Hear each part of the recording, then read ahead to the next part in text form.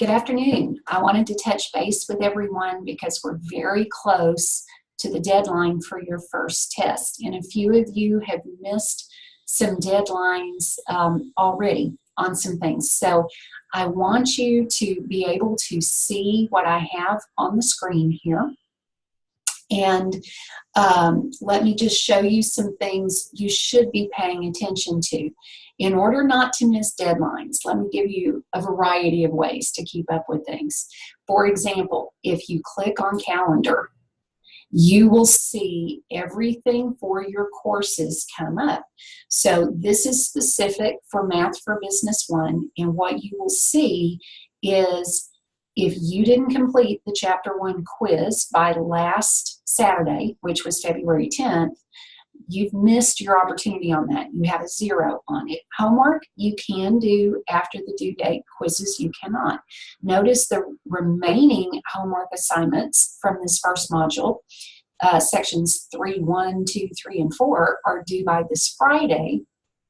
And then you have your quiz and your first exam, and the practice for that will all be due on Saturday the 17th by 11:59 p.m. So you need to make sure you're aware of these due dates. That's a great way to keep up with everything, so you're not just looking for the little pop-ups on the home screen like these over here. They don't necessarily give you everything in an easy format to see. Let me also point this out. If you go into modules, you've got a course schedule, and this gives you deadlines as well. So you could certainly follow that. One more thing I want to show you in modules is this, and I've had at least one student who's let me know she missed a quiz because in my math lab, she was just on the homework page, didn't see it. If you will make a point to go, instead of going directly into my math lab, click on your assignments from Module 1. And what you see would be the links for each thing you need to do. And that way, it will prompt you when it's time to take a quiz or work on a review. And so all the information is there. So make sure you follow through in checking on all of those things. Let me also give you a suggestion.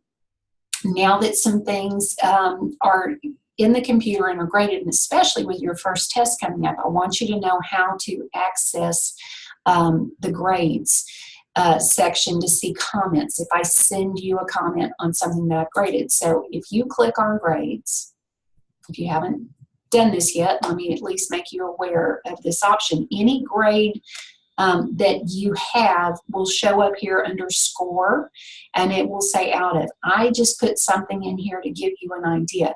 Now, if all you do is click on the assignment itself, then you won't see necessarily all the comments, okay? In fact, if I click right here, you will see where I said be sure to read the comments in the grading rubric, but you don't see the grading rubric. So let's go back and look again. And I want to point out to you, this is where that comment that I just showed you, if all I wanted to see was that, I would click there and it will show up. But this is my grading rubric. So if you open that, this will explain, based on what I was looking for, what the issues were and what you would need to correct. So please be sure you check those, and those will show up in here.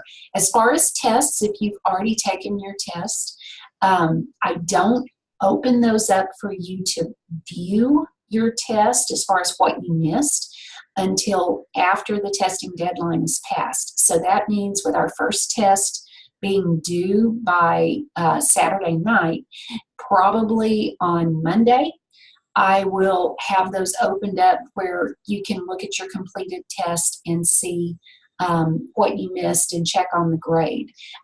Give me a little time because I do want to make sure I have them all graded before I open them up to be reviewed. Okay? As far as your webcam, I want to show you something just to make sure that everybody is clear on how this works. And let me go back to just a second.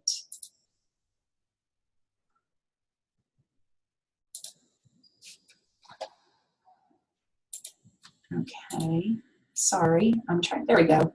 Hopefully you can see me now.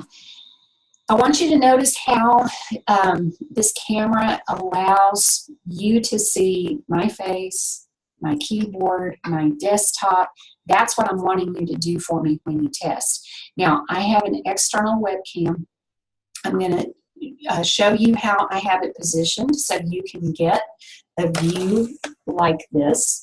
And then I'll remind you what you can do if you choose not to use the external webcam.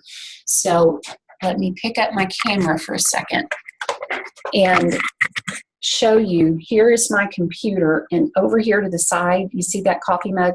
That's what I put my, I clipped the external webcam to that so that it gives the view that I need whenever you're testing. Now, let me also show you when you're doing your environment check, and ooh, that's embarrassing, my desk is a mess.